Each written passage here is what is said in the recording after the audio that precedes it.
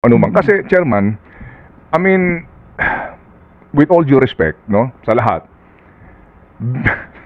sa pagiging presidente nung partido o vice-presidente at pag-upo bilang congresswoman o congressman, hindi mo na kinakailangan maging matalinong tao, di ba? Na, syempre, mas pabor sa'yo, maging congressman ka, di ba? Oo. Ganun ho ba yun? I mean, tinanggap na lang ho natin yun na wala na ho pag-question pa sa mga taong ito na para namang sa iba, ang hirap paniwalaan, Chairman, na ano ho ito, hindi planado itong ganitong mga pangyayari para po makabalik ang isa pong pang-apat na yung term niya sa Congress. Siguro, Ruth, ito magandang tanong kay Chairman dito. Okay, nung una, 5 ang nominees. Sabi ho ninyo, oo, para mas maging maayos at hindi maabuso yung nagre-resign yung 5, no, yung 4, etc., ginawang 10. So, practically po, walang effect yung ginawa nating 10. Kasi nangyari pa rin po ito, Chairman. Lumalabas po, Sir Ted, may effect naman. Pero ang point is, doon pa rin kinuha yung pumalit sa number 3, doon sa 10 na sinabit nila. Pero doon po sa nabakanting 4 ngayon, wala po silang sinasabot sa amin na dagdag dahil hindi po namin tatanggapin kung sakasakali dahil resignation po yon at hindi po death or disqualification. Pakiulit po, Chairman, wala kayong tinatanggap ka ninyo, Chairman, please. Ano po? Wala po kaming, una, hindi po sila makakapagpalit ng dagdag na 10. Kasi kung may papalit po na 10, Sir Ted, yan pong papalit ay magiging number 4, 5, up to 10. Kasi nga po ay yung pong number 7 pala nagtataas din. So yung bakante nilang 4 ay hindi po kami tatanggap ng dagdag na 4 sapagkat hindi naman po namatay o na-disqualify yung 4. Kung hindi nag-resign at yung iba na-elect. So yung iba nag-assume.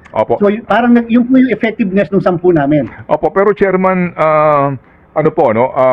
Again, ito po regardless kung sino ang involved dito sa pangyayaring ito, no po.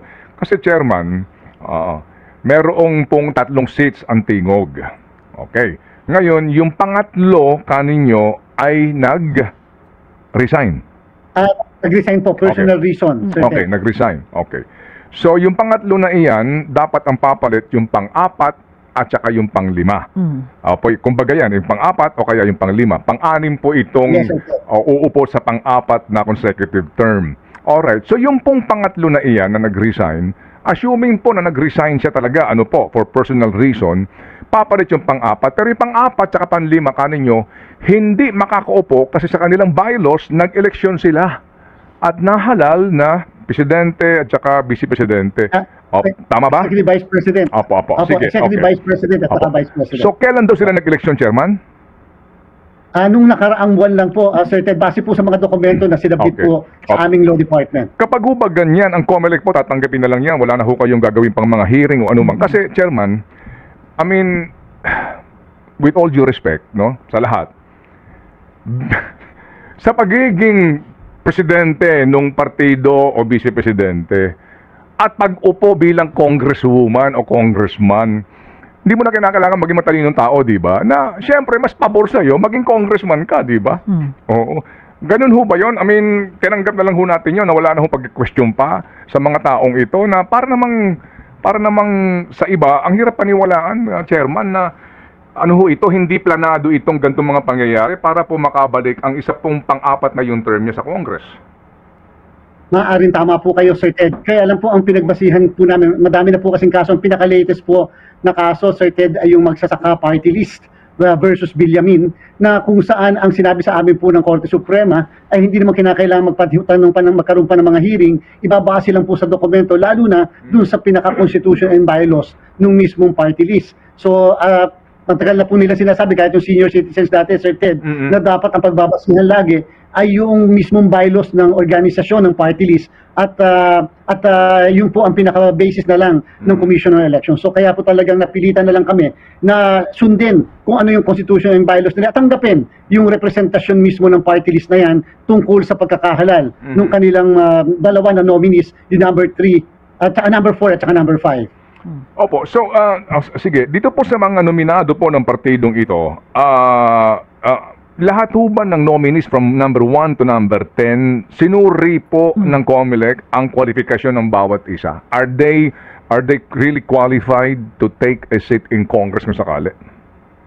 Yes po, Sir Ted. Ito po ina-publish pa natin dahil mandatory requirement po yung publication sa newspapers ng lahat ng nominees para po yan ay notice to the entire world para kung sinong gusto mag-question. Well, as of ngayong araw na to, wala pong nagpapile ng question o petition or opposition doon sa listahan na kanila pong na-submit sa Commission on Elections. So therefore, base po sa mismong batas din, yung Republic Act 7941, kung walang mag-question within a period of 5 days from the publication ng listahan, ito po ay final list for this term and therefore it cannot be disturbed. Okay, cannot be disturbed, meaning wala na hong magagawa pa ang sino man dito to question the qualification of the nominee.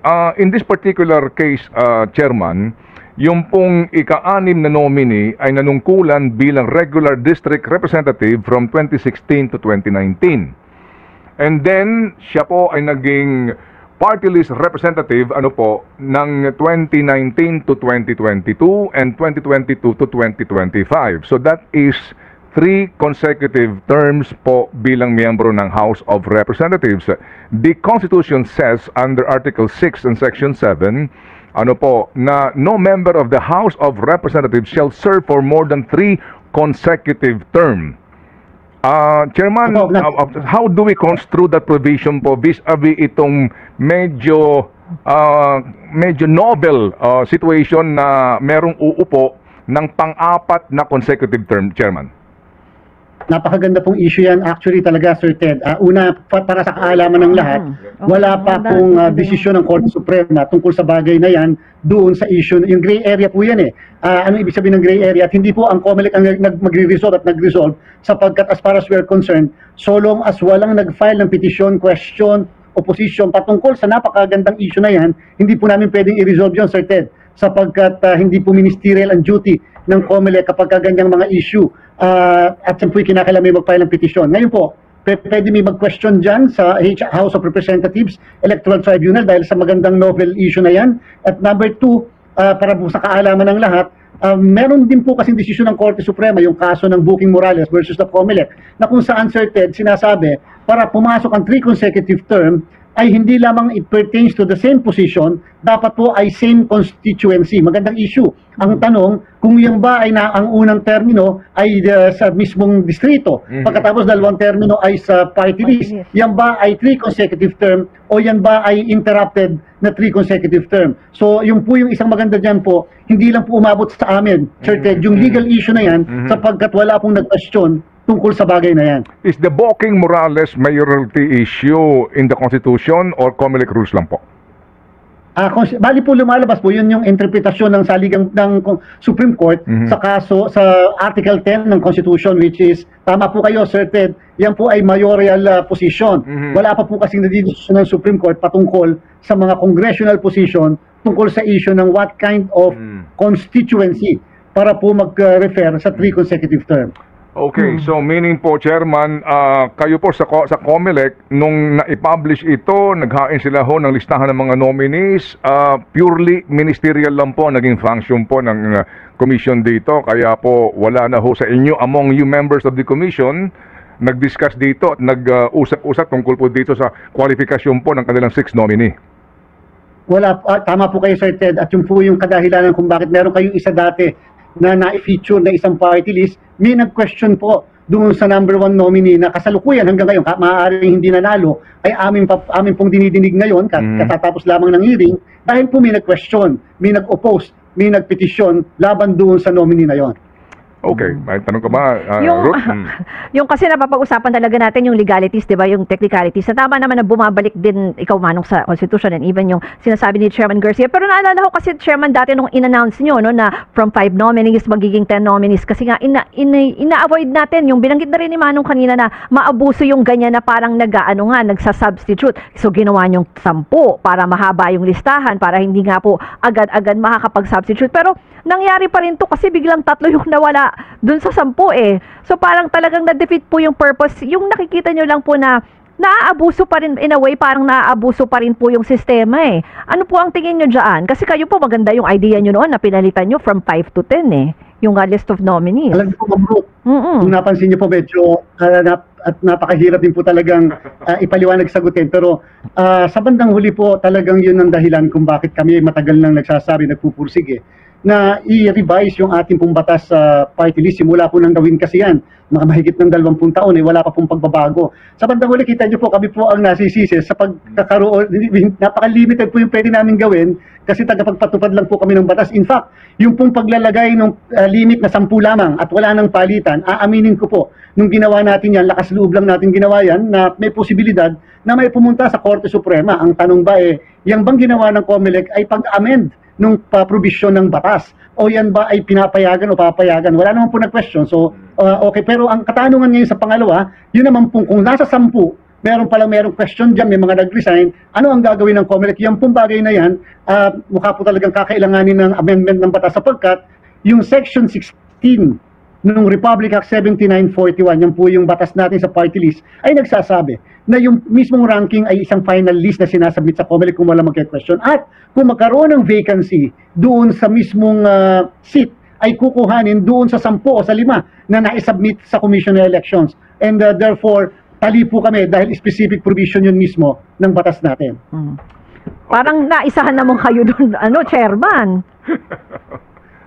Maaaring ganun po ang talagang interpretasyon, Ma'am Truth. Kaya lang po, may invoke po sa amin kasi yung batas. May mga loopholes yung batas and therefore, panawagan din nga ni Sir Ted noon pa. Ako po yung nag-agree doon at ayoko sumasama talaga doon. Baguhin na po, i-amend natin, i-revise natin, i-overhaul natin ang party list law natin. Okay, so bigyan po natin ng presumption po naman ano po ang COMELEC, sila Chairman George, no, na ginagawa nila ang lahat na magagawa nila, talian kanilang kamay because of the law. So, sa usapin po ng amyenda, palagay ko po, baka hindi mangyari yan dahil yan po ay conflict sa kanilang mga interest sa Kongreso. So, Chairman, with this happening now, meron ba kayong balak na naman pong maging remedyo kaya dito na para po sa poder ng COMELEC, para po sa next 2028 election sa party list po? Kasi mukhang sabi nga ni Ruth, mukhang naisahan kayo. Sabi nga po ninyo, mukhang ganun po ang pakiramdam ng iba. So, paano kaya, Chairman?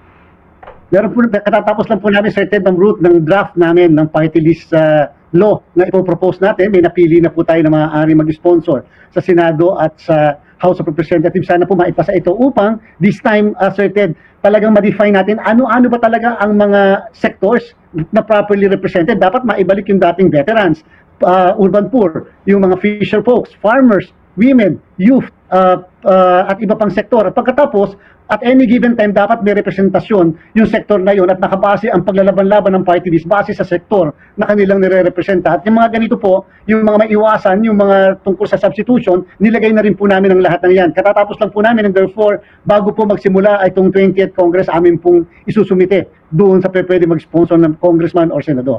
So, that is, again, legislation, ano po. But there is no other way for COMELEC really to improve your regulation kasi nga from 5 ginawa yung 10 pero nangyari pa rin po. Baka maging 20 na. Baka umabot na ng 20 yan, Chairman. Oo, pwede bang gawin nyo, Chairman, na dapat mamatay muna lahat bago ka magpalit? Alam niyo, Sir, may gagawin po talaga tayo. Lagi naman po natin pinupush yung envelope, so to speak. Titingnan lang po natin yung development dito. At sa paghahanda sa 2028 elections, may gagawin po tayo. Dahil ang sabi naman po lagi, yung sinasabi lang, lagi na lang natitiaro ang COMELEC, okay lang po yun.